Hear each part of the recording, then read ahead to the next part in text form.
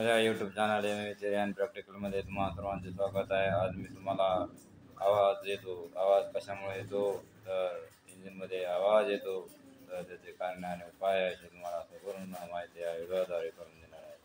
तर कुशल कारागीर आवाजावरून दोष ओळखतो. आवाजावरून दोष ओळखण्यासाठी अनुभवाची आवश्यकता असते.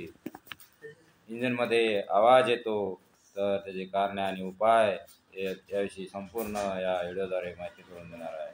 तर एक आहे टॅपेट क्लिअरन्स जास्त असणे, तर टॅपेट क्लिअरन्स ॲडजस्ट करा. वाल्व गाईड व वाल्व स्टेम यामध्ये क्लिअरन्स जास्त असेल तर वाल्व गाईड बदला. पिस्टन पिन लूज असणे किंवा झिजलेले असेल तर पिस्टन पिन बदला. पिस्टन रिंगाची झीज झाली असेल तर पिस्टन रिंग बदला. पिस्टन किंवा सिलेंडर लायनरची झीज झालेली असेल तर पिस्टन व लायनर बदला. पिस्टन रिंगा सिलेंडर लायनरची झीज असेल तर पिस्टन व लायनर बदला. पिस्टन व सिलेंडर वाल्यामध्ये जास्त क्लिअरन्स असेल तर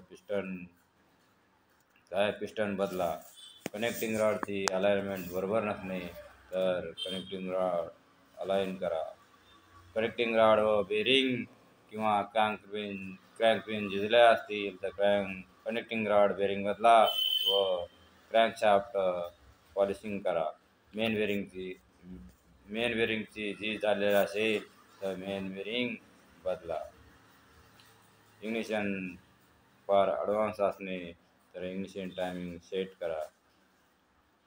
वॉटर पंप पुली लूज असेल तर पुली टाटा किंवा बदला. वॉटर पंप बेरिंगला लुब्रिकेशन असेल तर बेरिंगला लुब्रिकेशन करा. वॉटर पंप शाफ्टवर इम्प्लर लूज असणे तर शाफ्ट तपासा व बदला. इम्प्लर टाईट करा. इंजिनमध्ये योग्य गतीचे इंधन नसणे किंवा योग्य